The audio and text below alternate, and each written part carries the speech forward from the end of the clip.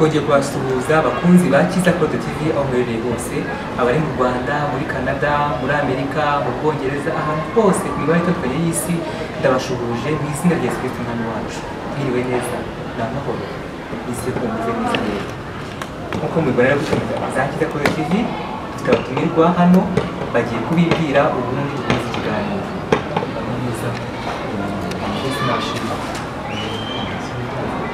Ibyo anadukurikiye ubundi wibwire ese urinde ubundi bamenye ko tugiye kuganira nawe.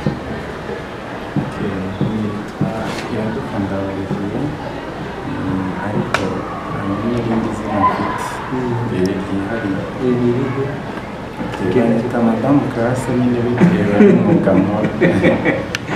Nanjye nabanje kunamenya nkagira ngo uri umukobwa, ati banyita Madamu Classe. Ibyo umunsi uganira nawe ubundi buryo nawe ntabwo muramuzi, ni umusangwa hano ariko reka bibwiye nawe abantu babona ikiganiro bwa mbere batamuzi. Yes ashimwe, ni Emmanuel Karagiti Gabra mu byaha. Emmanuel nishimiye kuwakira ahangaha kuri Kiza Code TV, ni ukuri bari mu ijuru bampera umugisha. Rero mu tugikora ikiganiro twagizeho ubuhamya, tugezeho ibiganiro bisanzwe, icano cishaho ivugabutumwa, kuganiriza abantu, kubasura, byose by'ibiganiro bisanzwe. Olivier, amakuru ko ndebura murakubonye uri umukobwa kandi amazina ari ay'abagabo, ibyo bintu bisobanura gute, bimeze bite? Bwira abantu dukurikiye. Sinzi ahantu nahera nsobanura. Uri umugabo? Ntabwo ndi umugabo, imbere nari umugabo ariko bitewe wenda nuko naje kuza guhinduka bitewe na sejeni ubu ngubu. Uri wahindutse gute? Ufite igitsina cy'abagabo? Igitsina cyanjye cy'abagabo ndagifite ariko ntabwo gikora bitewe n'uko wenda nabihinduye mu gihe washatse wenda ko kidakora. Byagenze gute? Byaje ubuhamya ibintu byaje gute? Byagenze gute? wabivukanye ese babyanduye? ese ibintu tubone kugira ngo ube umukobwa wari umugabo byaje gute? Byatangiye ryari? tuganira.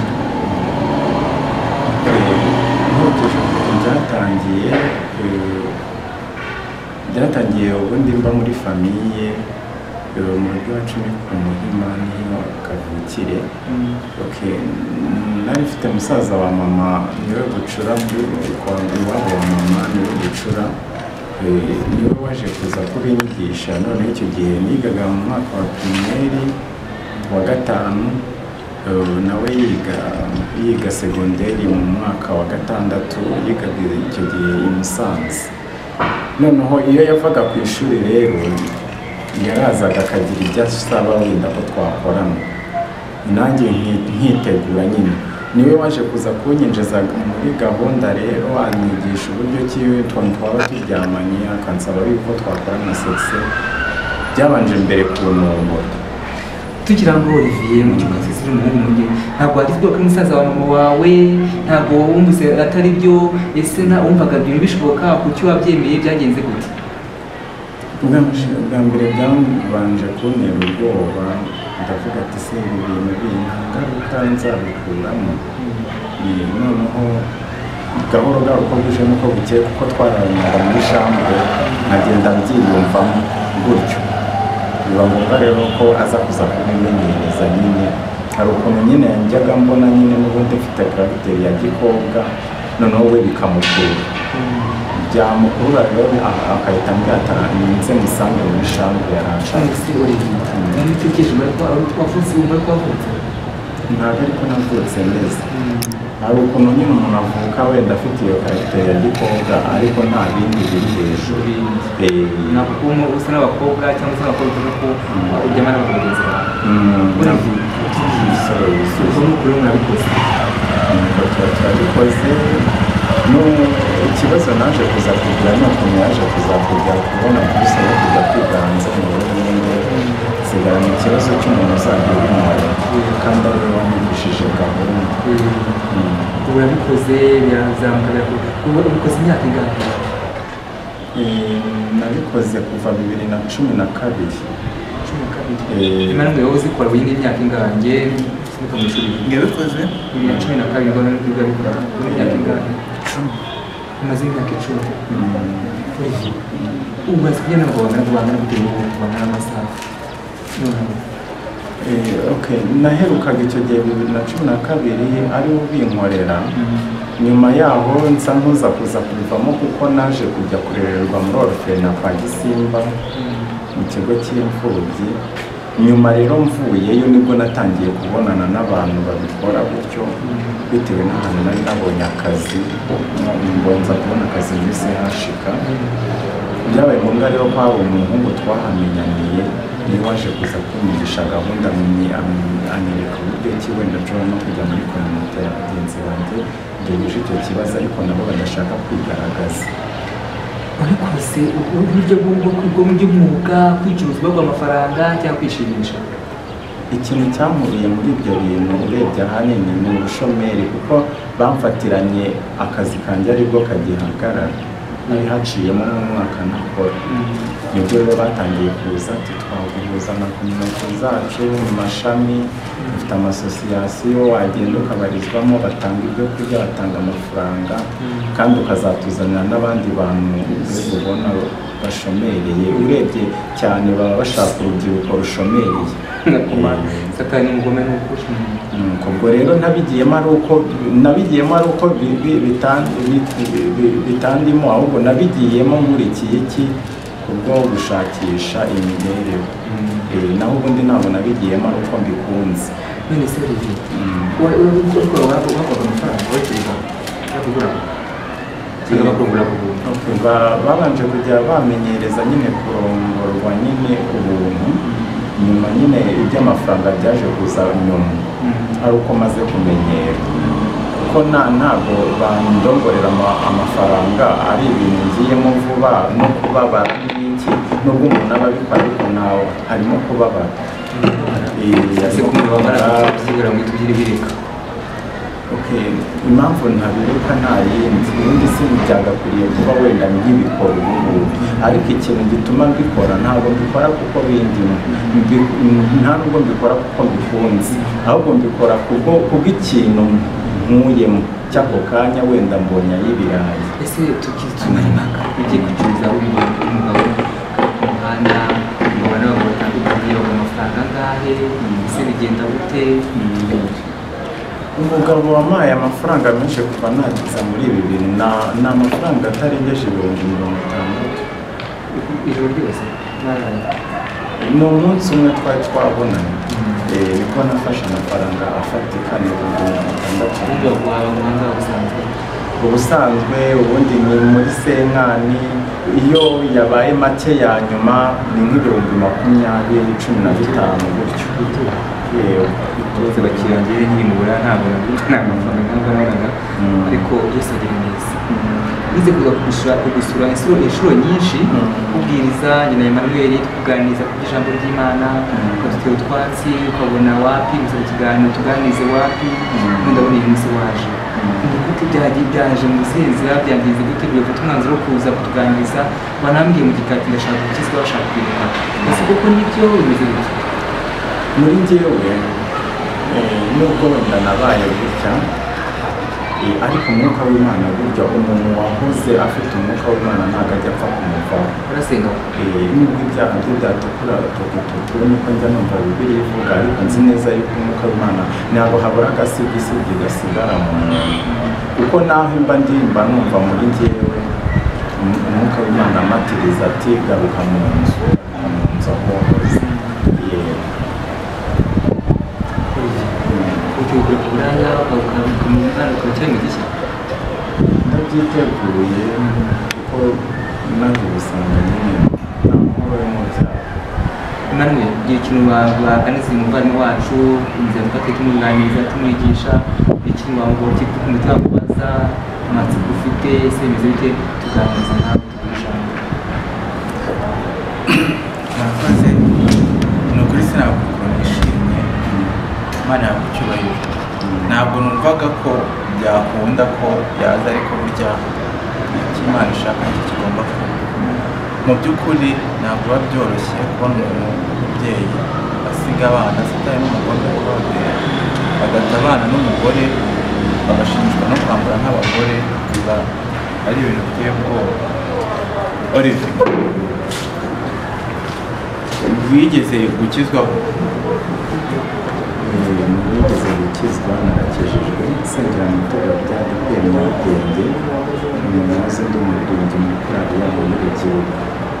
None se itandukaniro rya icyo gihe ukiri umukristo niba muri kumeze ubona ibyiza ari ibihe?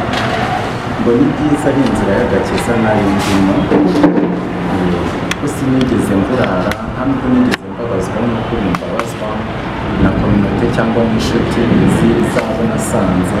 Njye numvaga ko ari umunezero ntazaburara, numvaga yuko mbega ibihe byose muri iyi si nindamuka ngiye mu Burayi, numvaga ko ibihe byanjye byose nzajya mpora ntetse inyama, nzajya mpora nishimye, kandi n'izo nshuti zanjye nta matiku tuzigera tugirana, tuzajya duhora mbega umunezero. Mbese umunezero wo ku isi wakumara iki nshuti yanjye? Umunsi wanezerwa ejo ukagenda, ariko uburyo iyo muri Kristo Yesu uba wibagiwe ubuzima bugingo buhoraho, wapfa mu mubiri ariko umubiri ukabaho ubuziraherezo. So rero ndumva ndibaza nta cyiza wigeze uhasanga.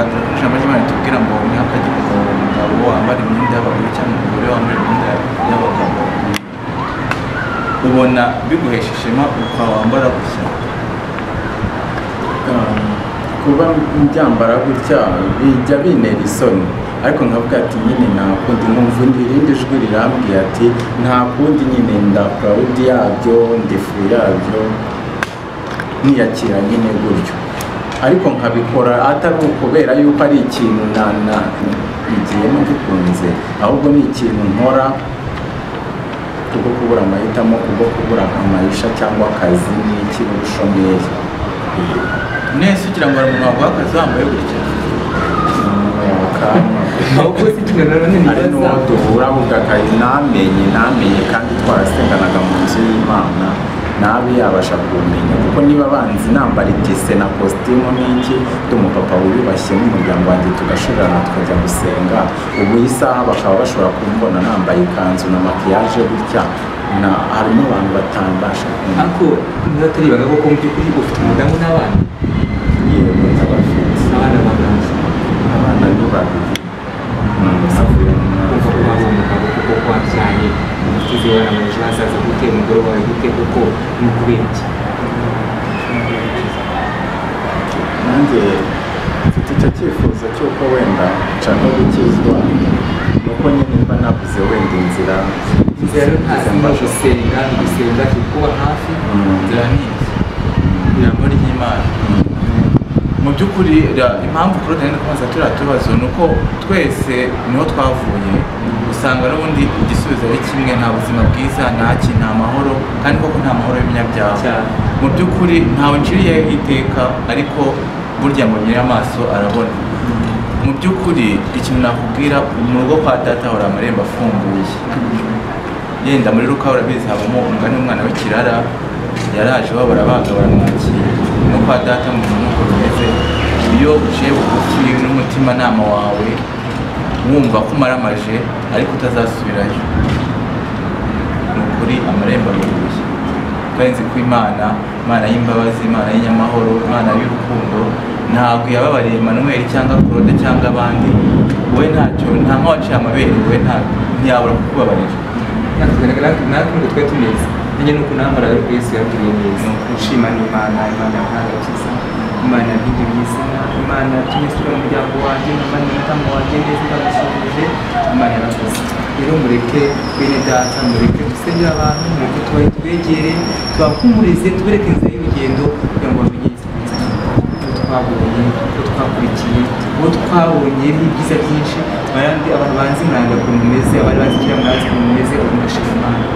Umugabo ukomeye, ufite umuterankunga wa Yesu Kristo, nta kibazo, ntabwo nzakina cyangwa niba yana ubwongo, nta muntu amukwiye gukora amaboko, ntawe.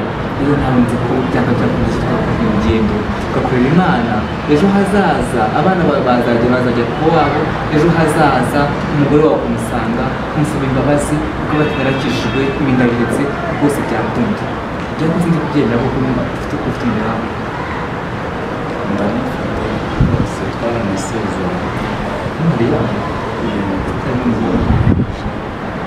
mu rukiko mu rusengero inzu ubu wambaye wagiye mu kwa padiri urabasezeranye waba mu rusengero pasiteri usezeranye ariko se ibi koko nubwo mutarishya no koko mu by'ukuri nawe itekereza ushobora nawe itekereza kizana aho ndi umutima utuje n'ubwo gushakisha wenda ibyishimo iki n'iki ariko ntabwo mba n'umushinga n'uko Imana ambwira ati garuka mu nzu witeguye kuza mu nzu y'Imana ndabyiteguye kandi n'uwo mbana nawe witwa ngo umugabo wanjye nawe yarambwiye ati nta kibazo ubwo mu bari ufite ngo mu bana atari mu roho gusa kugira abana mu nzu kuko anansura mu rugo iwanjye tugapanga gahunda yo kugira ngo mucike twe twabanje kubiganiraho ese mufite umudamu ngo tumire ko tugiye ko ari kubeshya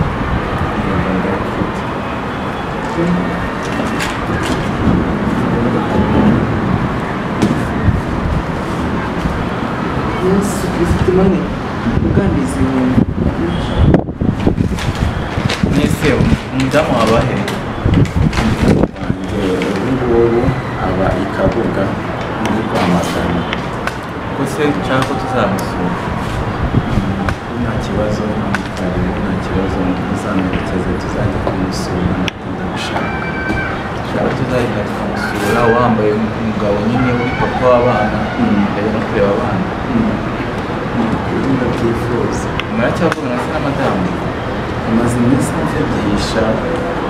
amvugisha n'ejo bundi musigaje yaramvugishije ariko ngenda abana bari kuvuga yuko bamubwiye bashaka ko hano kwa mama se rero tugasura kumusura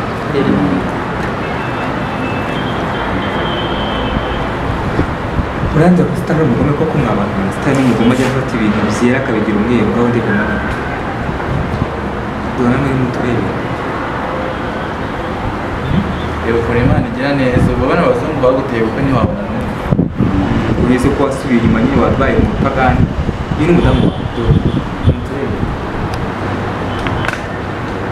bazakureba amafoto turebe ni ukutubabwira ibigambo kubeshya ni ugutwika ngo ni amagambo ngo nta mugore agira ngo ni ukubeshya rero ko sitari ari umugome sitari ni umukara ajya afata umuntu akamuhindura ari muzima akamutesha agaciro akambara amakanzu akambara amajipo akambara amasutiya ari umuntu w'umugabo ni ukuri mureke bene data mureke dukorere Imana mureke dusenge mureke dusabe Imana itugire neza dusabe Imana ikomeze turengere kuko iyo tugezemo ni ibihe bikomeye nshuti mwere tudukurikiye aho uri hose usengera abana bawe usengera umudamu wawe usengera urugo rwawe kuko satani ni umugome satani ni umukara Emmanuel byandenze ndi kumubagara mutangishije nambaye amakosa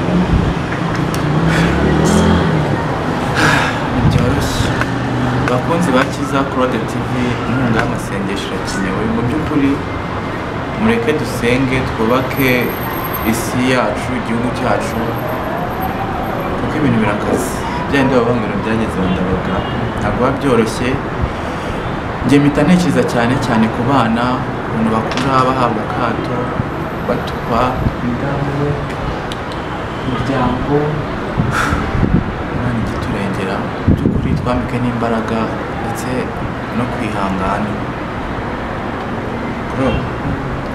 tuzajya gusura turimo kumuganiriza n'abantu badukurikiye hano kuri Kiza Claude TV ndabizi n'abandi masengesho n'abantu basenga n'abantu bafasha mudufashe mudusengere kugira ngo umuntu aze mu nzira y'Imana asubire mu rugo rwiwe asanga abana ari ku buraya abo umugabo nyamugabo ko nanjye Imana yagiye neza mudusengera kumusengera haba ku mwuga y'akazi haba ku mwuga gufata ufatika mbese mwese mufashe uko ashoboye rwose Imana ikaza abumugisha Olivier gira ikintu utanganira telefone zawe ashaka gusenya kugufasha kugira ngo akubone abasha kukuganiriza nimero yanjye ni 0786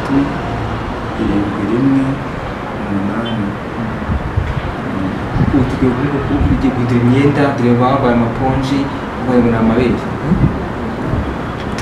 tese isoni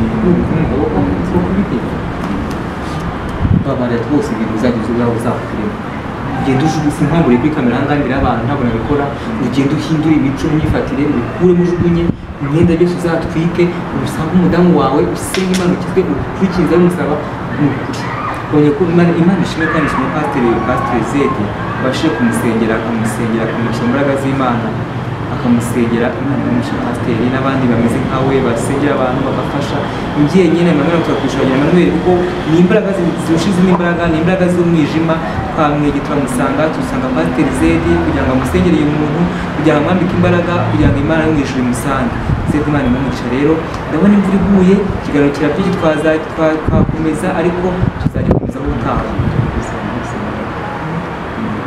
ibyifuzo byanjye nifuza kuzahura na Aline Gahongayire akaba yanansengera Imana wenda kubonera inkunga akamfasha. kubera icyo wifuza Nagiye nkurikirana ibiganiro byiwe cyane by'ukuntu nyine nsanga muri njyewe numva umwuka w'Imana amuriho, numva mu bantu bazanzenguka bazansengera bazanjyaho bakansengera kugira ngo mve muri ibi byaha. Nagiye ndyama cyane nkagenda mubona mu ishusho nawe ndambuyeho ibiganza. Ubwo rero mu cyifuzo cyanjye rero ndifuza yuko mu bantu bazansengera nawe Gahongayire agomba kuzabonekamo. Ukomeye Gahongayire rero ababyumva n'ukuri Imana igufashe wazataye Imana muri umutaye Imana kuri wose mu gihe usanzwe ukabibona. Rero ababyumva rero Gahongayire aherereye hose ndaza kuyose ntabwo tuziranye ngo ikiganiro nakimugera akakibona cyangwa se ari umuzi amubwira yuko ubutumwa bwiwe azaze mujyaneyo babonane baganire cyangwa se bagire icyo baganira cyangwa musengere simbizi ariko ubwo ubutumwa bwatambutse. Rero imvura ndabona iguye murihangana ikiganiro ntabwo gikomeje gukomeza tuzakusubira ubutaha tuganiriza turi ubuhamya uko bimeze ese izihe ndwara yakuyemo ese byaba ari byiza ese ni ibite ibyinshi tuzaganira nawe ariko Imana mu ijuru babimugisha. Ndabashimira kunzi bakiza ko TV aho mbereye hose abakoze subscribe comment share n'ibindi mutube hafi ibiganiro nk'ibyo by'ahantu kure inyigisho urubyiruko kugira ngo muhinduke. Hari impamvu Imana yadukijije ibyaha, hari impamvu Imana yadukuye muri Baburaya hari kugira ngo mumenye imbaraga z'Imana mumenye imbaraga zayo kugira ngo mubone gukomera kwayo kugira ngo nyine kugira ngo mukore biba bibamugire mutere iyo ngiyo. Imana mwishobora kumugisha. Turabakunda cyane kandi hamwe abadukurikiye mwese turabakunda kandi inkunga yanyu turayitegereje kandi mukomeze no kudusengera. N'inkunga y'amasengesho turayikeneye cyane kurenza kuba wenda hari ikintu wamfasha.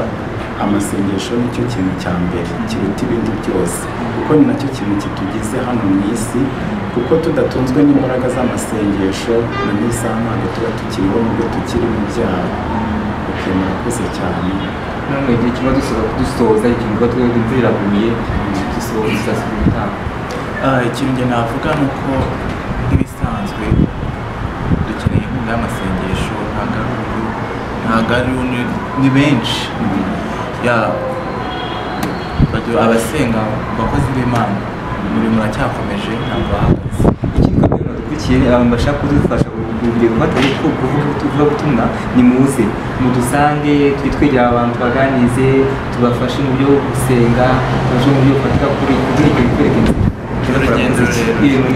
twenyine nyine mwe tubishobora abandi muri babishobora. Rero murakoze cyane Imana ibahe umugisha.